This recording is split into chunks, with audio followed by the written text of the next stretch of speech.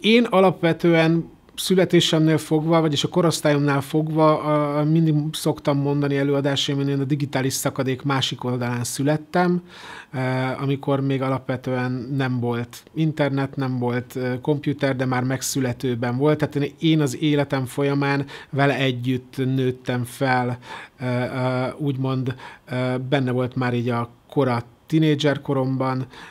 és folyamatosan használtuk, tehát mondjuk már volt számítástechnika óra a gimnáziumban, vagy valami ilyesmi.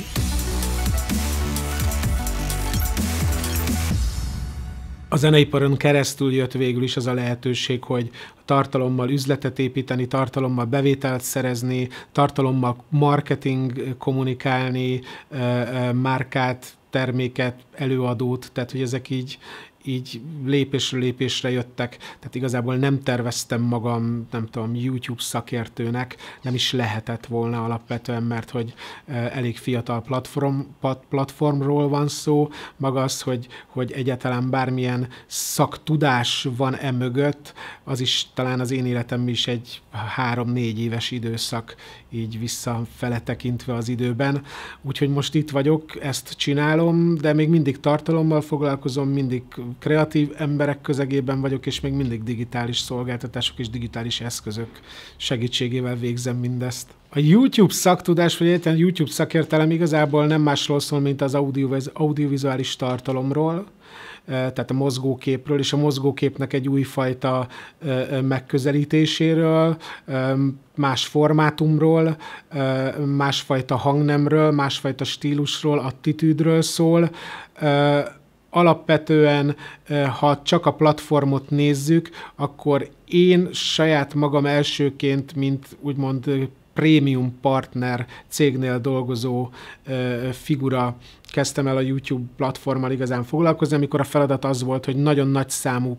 tartalomból pénzt generáljunk, bevételeket szerezzünk ezeknek kapcsán. Úgyhogy első körben a szakértelem az ebből állt, hogy hogyan és miként szerzünk optimális bevételeket a YouTube-on. A YouTube mellett például a Facebook nyit a videó felé, és látszik az, hogy a felhasználók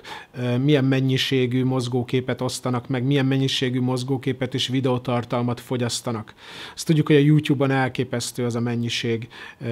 tartalomban, amit feltöltenek napi szinten, és amelyet fogyasztanak is alapvetően a platformot fogyasztók és a platform felhasználói, és alapvetően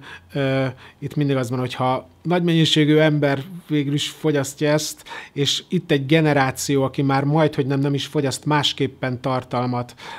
csak ilyen jellegű felületeken, ilyen jellegű szolgáltatásokban, vagy mondjuk a YouTube-on, akkor ezt a generációt hogyan is miként tudja bárki elérni bármilyen marketing kommunikációs vagy PR kommunikációs céllal. Úgyhogy mindenképpen érdemes szerintem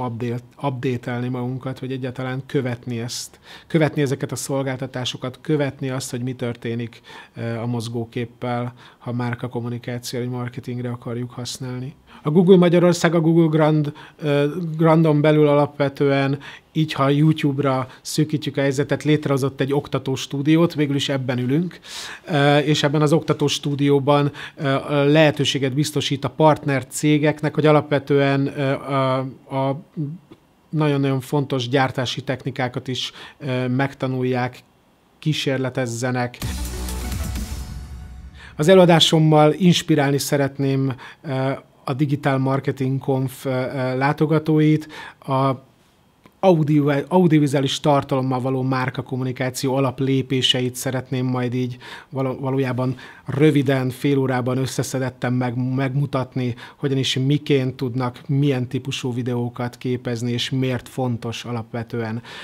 a videót, mint tartalmat használni a kommunikációban.